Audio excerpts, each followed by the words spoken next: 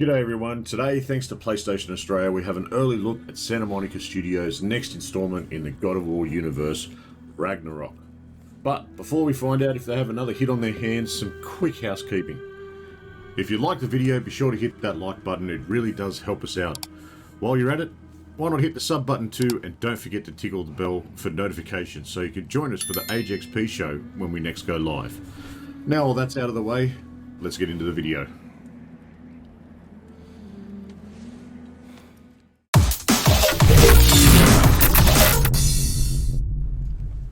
If your memory of 2018's God of War is a little hazy, not to worry, there is a small refresher available at the main menu to get you back into the feel of where the original left off, and it's always a good starting point to have that refresher on your mind.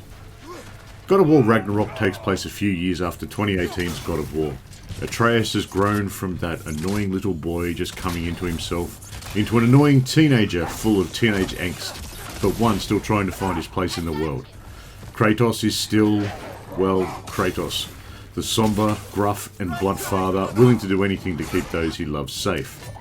Along with Mimir, they face their harshest test yet, surviving the frozen lands of Midgard after the cold winds of Fimbulwinter were unleashed upon the Nine Realms. From the first time Atreus speaks, we see just how much he has matured and the differing personality has compared to his father. Atreus is a kind soul, intent on learning all there is to offer in the world around him in his own way, interacting with animals like the wolves he helped rescue, and even a strange octopus they meet along their travels.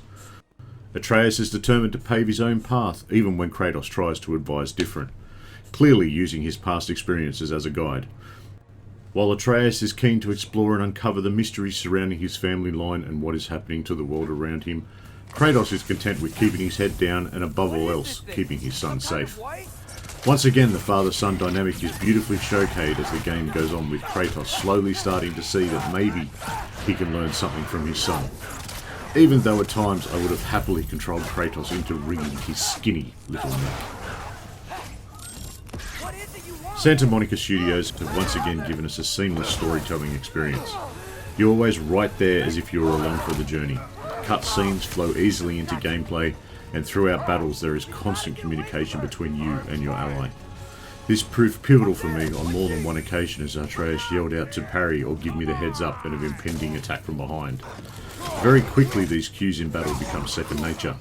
There is also constant dialogue as you journey across the lands, leading to some very interesting and heartfelt moments, showcasing just how deep the story runs in Ragnarok. Combat has had some minor tweaks to allow for more movement around the battleground. There is more verticality available to you now, using the Blades of Chaos to pull yourself up onto a ledge to get out of the way. There is also a huge number of new enemies to face off against. Some of my most satisfying moments came from working out a particular enemy's moveset or parrying an attack perfectly, to then follow up with a flurry of axe and blade strikes. Combat is once again solid, but feels a little on the weak side till you once again get those levels and new movesets opened up. You'll be happy to know there is now weapon-specific finishes. Previously, Kratos would use his hands mostly to finish off an enemy, but now the finishes change depending on weapon in hand and enemy type, with some true satisfaction on screen. I cannot push this enough that the best place to play God of War Ragnarok is on the PS5, though it is also being released on the PS4 for those who have yet to get their hands on the newer system. Visually, it is stunning, well surpassing the last entry. From the frozen wilds to steamy jungles to subterranean mines, Ragnarok is using the power of the PS5 to bring you these diverse, beautiful locations to life. Pair that with its booming score and DualSense features, Ragnarok just keeps finding ways to bring you into its world. Me too. I only have two very small complaints. Having just finished 2018's God of War again in preparation for this, combat did feel a little repetitive early on.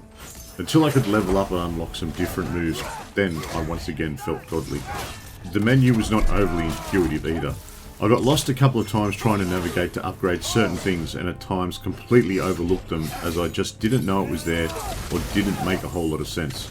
I implore you to learn it early on, especially on harder difficulties, as you will need to utilise every bit of it. God of War Ragnarok is exactly what I want out of a game.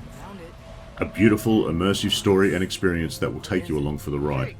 Kratos and Atreus' growth throughout the story had me always wanting more, and no night ever had enough hours in it for me.